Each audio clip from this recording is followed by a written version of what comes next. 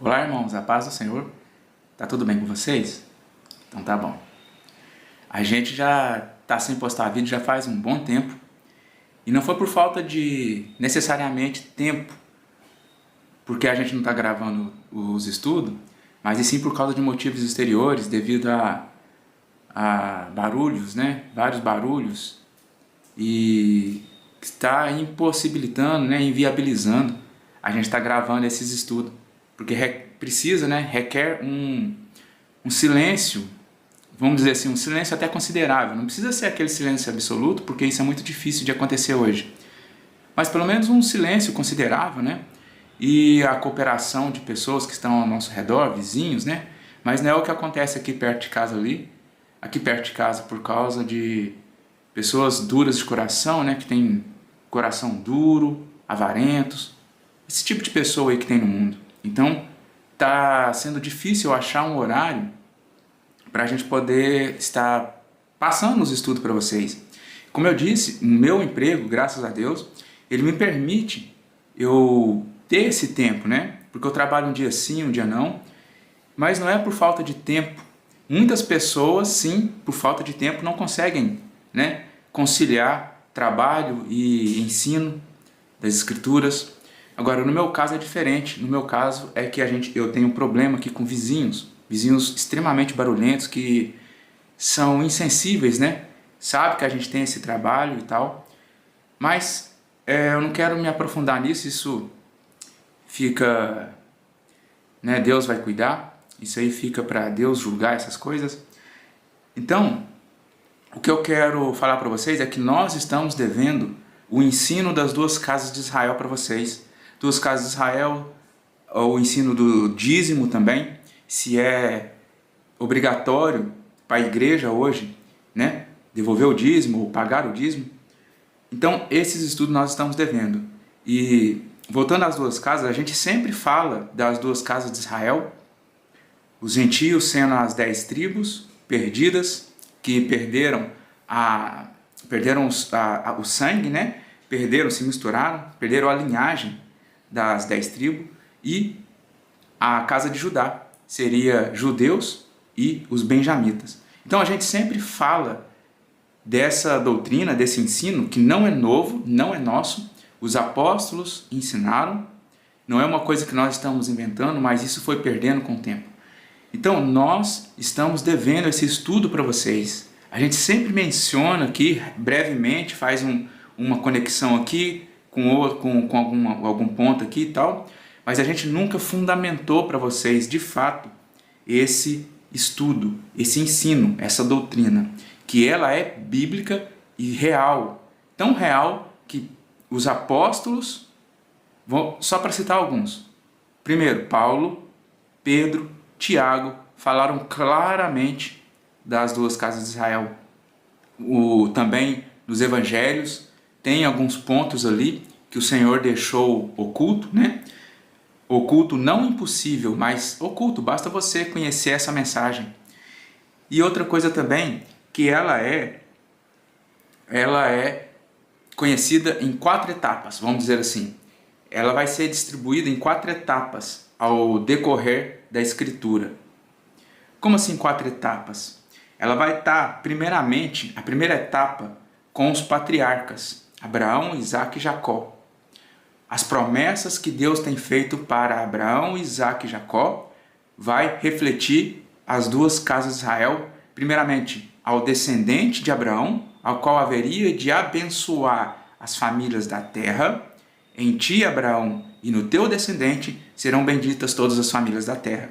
E depois que Deus fez essa profecia, essa promessa, entregou essa promessa para Abraão, ali tem o contexto de Agar e Sara, ali tem as duas alianças, mas ali, com essa promessa de se abençoar por meio do descendente de Abraão as famílias da terra, ali está a pregação para os gentios. Porque quando vai desenrolar essa profecia através de Isaque e Jacó, Deus diz assim: multiplica-te uma nação e multidão de nações, ou seja, multidão de povos, sairá de ti. Ou seja, multiplica-te uma nação, quando vai falar para Jacó, que é Israel. e depois uma multidão de povos sairá de ti. Então, começando com Abraão e indo para Israel, que vai dar origem às 12 tribos, a gente começa a enxergar essa nação, essa uma nação que fala em Gênesis, e depois também fala dessa multidão de nações. Então, o primeiro passo é vocês compreender com os patriarcas, Abraão, Isaque e Jacó.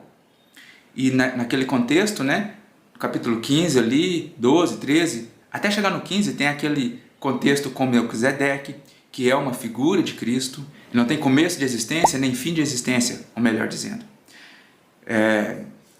Fazendo semelhante ao Filho de Deus, né, já existia com o Pai. Então esse é o primeiro ponto que eu quero que vocês entendam. O segundo ponto, ele vai estar distribuído literalmente na história de Israel. O que eu quero dizer com isso? No tempo histórico, que também é profético, sim, claro, mas no tempo histórico, quando Salomão começou a errar, começou a prostituir com outros deuses por causa da idolatria, por causa das mulheres, ele amou muitas mulheres e dessa forma ele começou a adorar os deuses desses povos. Então, Salomão teve um filho, e nesse filho que era o sucessor direto, que era Roboão, Deus falou que iria rasgar o reino de Israel, que estava em 12 tribos unidas, porque Davi teve todo aquele trabalho para unir as 12 tribos. Então foi um trabalho árduo de unir.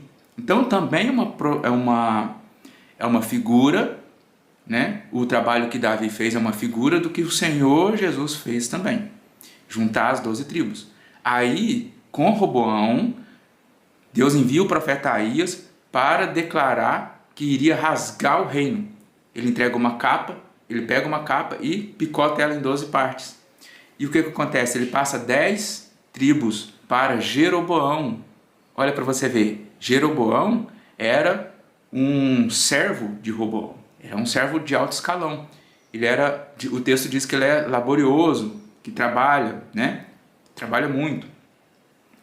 E é passado 10 pedaços da capa para Jeroboão, que, olha para vocês ver, é um efraimita, para começar a cumprir as profecias que Deus mostrou para Jacó, lá no capítulo 48 de Gênesis, quando Jacó vai fazer aquele ato profético com os filhos Manassés, que é o primogênito de José, e Efraim, que era o filho mais novo. Ou seja, Jacó, tendo os olhos fitos na promessa, na profecia, tendo os olhos exercitados na palavra de Deus, ele sabendo que José iria trazer os filhos, os seus próprios filhos, na ordem exata para Jacó interceder, né? Jacó abençoar eles, impor as mãos, as suas próprias mãos, né? Na ordem certinha, ou seja, a mão direita iria para Manassés.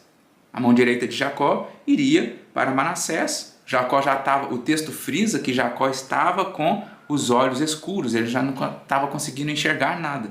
E a mão esquerda de Jacó iria para a cabeça de Efraim, que era o menor. Mas Jacó, sabedor dessas coisas, do próprio nome Efraim ser frutífero, e que Deus havia falado para ele frutificar, e dele iria sair multidão de povos, ele ficou atento às palavras de Deus e cruzou os braços. De certa forma, a mão direita se recair sobre a cabeça de Efraim e a mão esquerda cruzada se recair sobre Manassés. Não obstante Manassés ser o primogênito, e o qual isso aconteceu durante vários períodos com vários primogênitos que perderam a primogenitura. Então, esse é o segundo ponto que eu quero que vocês entendam. Essa divisão vai acontecer no tempo histórico, por causa do pecado de Salomão e do sucessor direto que era Roboão, seu filho. Aí Deus ele rasga o reino, dividindo ele em 10 tribos que vão ficar no norte e 2 tribos vão ficar no sul. Ou seja, casa de Israel no norte, casa de Judá no sul, com Judá e Benjamim. Os benjamitas se uniram a Judá. Então, mas ainda assim, Deus haveria de eliminar as 10 tribos e espalhar eles para as nações, para cumprir essa profecia. Qual profecia? Que a semente de Abraão, a semente de Jacó, os descendentes de Jacó, iriam se espalhar. Porque no texto diz que a descendência de Abraão até chegar a Jacó iria ser como o pó da terra e como as estrelas dos céus. Pó da terra, inumerável como a areia que está na praia do mar. Então, entenda para vocês verem como a profecia ela vai tomando forma quando vai passando de descendente para descendente, chega nas 12 tribos.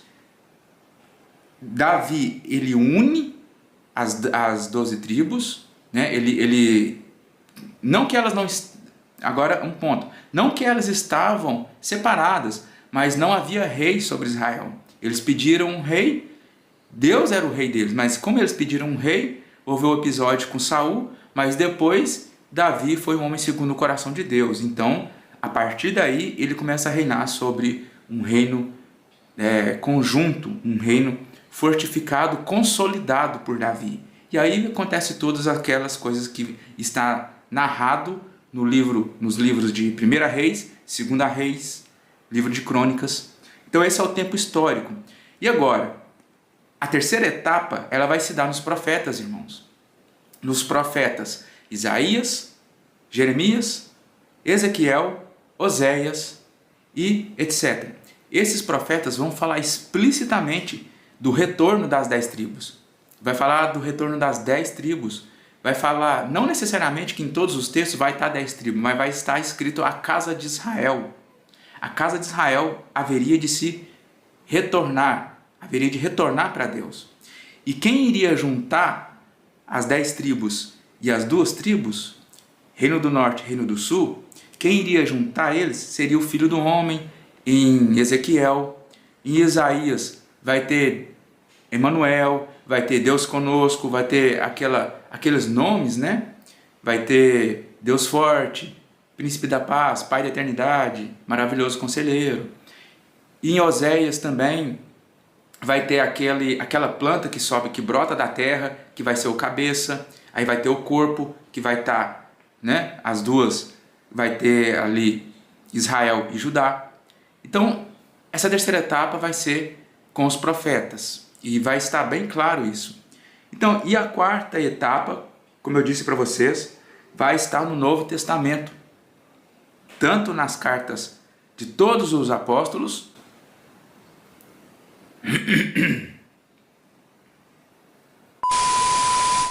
bem como nos evangelhos. Nos evangelhos o Senhor também vai falar de uma forma mais um pouco oculta. Mas para quem já começou a entender desde a primeira etapa, passando pela segunda e pela terceira, você vai chegar nos evangelhos e você vai ver que Jesus fala de ovelhas perdidas. Quem que é essa ovelha perdida? Essa ovelha perdida que se extraviou é a casa de Israel.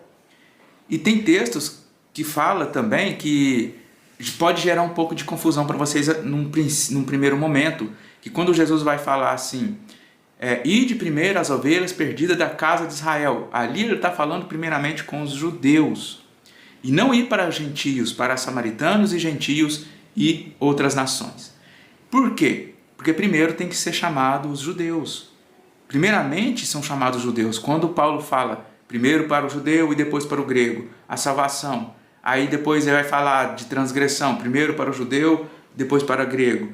Do castigo, para judeu, depois para grego. Entendeu? Primeiro, as ovelhas perdidas da casa de Israel, ele está contemplando todo Israel. Os de longe, que é a casa de Israel, as 10 tribos, e os de perto, que são os judeus. Então, nesse primeiro momento, quando Jesus vai falar dessas ovelhas perdidas da casa de Israel, e ele referiu aos judeus, não se enganem, ali sim, verdadeiramente são os judeus. Mas depois, a porta iria ser aberta para os gentios, quando o Senhor fosse derramar o Pentecoste, derramar o Espírito, aí sim eles iam tomar rumo para os judeus. Entendeu? Então tudo é uma questão de ordem e tempo determinado, que são os moedes. Então, eu posso finalizar aqui o vídeo. Então, esses são os recados, né, que a gente queria passar para vocês, que nós estamos em falta mesmo com vocês, de ensinar essas questões que são realmente importantíssimas para o reino. São tremendas, porque se vocês entenderem a mensagem das duas casas de Israel, como os apóstolos ensinaram para os primeiros cristãos, para a igreja primitiva, você vai, no caso, destravar várias profecias. Às vezes, quando você lia, não entendia. Quando chegava lá em Isaías 40, 41, 42, vai falar, vós sois as minhas testemunhas, né? A partir do capítulo 40, Deus vai começar a levantar Elias. Elias, não só no tempo do Senhor Jesus, mas Elias também no tempo das duas testemunhas, que muitos fazem uma bagunça com as duas testemunhas. E as duas testemunhas são judeus e gentios. Não gentios, agora gentios convertidos a Cristo, que vão fazer parte da casa de Israel. Vocês entendem que esse assunto, ele parece ser complicado quando eu estou falando para vocês, mas quando eu mostrar os textos, vocês vão entender. Então, todo esse assunto das duas casas de Israel vai estar relacionado com as duas testemunhas lá no futuro, quando a gente vai ver lá em Apocalipse 11. Entendeu? Ainda também tem a questão das festas, que a gente vai estar em falta também, de falar mais aprofundado das festas e dos dízimos. Dízimo é obrigatório ou não no Novo Testamento? Como você vai entender isso? Leia Hebreus capítulo 3, leia Hebreus capítulo 7, que o nosso Senhor ele procedeu da tribo de Judá. E referente à tribo de Judá, Moisés não colocou encargo de receber dízimos. Então o Senhor veio da tribo de Judá. E concernente a essa tribo, não há como recolher, não haveria ordenação para recolher os dízimos.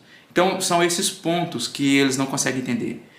Então, leia em casa Hebreus 7, que vocês vão entender. Vai falar do sumo sacerdote, segundo a ordem de Melquisedeque. Isso é muito importante. A ordem de Melquisedeque não é segundo a ordem de Arão, não é segundo a ordem, primeiro, da tribo de Levi, da ordem e linhagem de Arão. Então entenda que o dízimo ele não é obrigatório. Ele foi obrigatório por causa da dureza do coração. Os recados são estes, eu me estendi bastante aqui, mas é porque, para não falar que a gente não passou nenhuma instrução, né? A gente não passou nenhuma instrução, eu queria agradecer pela inscrição, né, de muitos que já se inscreveram. Caso você que esteja assistindo não se inscreveu, inscreva para fortificar o canal. Deixa o gostei também e compartilhe os vídeos nas redes sociais, tá bom? Então, até o próximo estudo, que eu creio que o próximo estudo será já trazendo para vocês a doutrina, o ensino das duas casas de Israel. Então, eu vou trabalhar para ensinar vocês, nós, né, e o irmão Luiz, nós vamos trabalhar para ensinar para vocês, fundamentar as duas casas de Israel, tá bom? Então, até o próximo estudo e Shalom!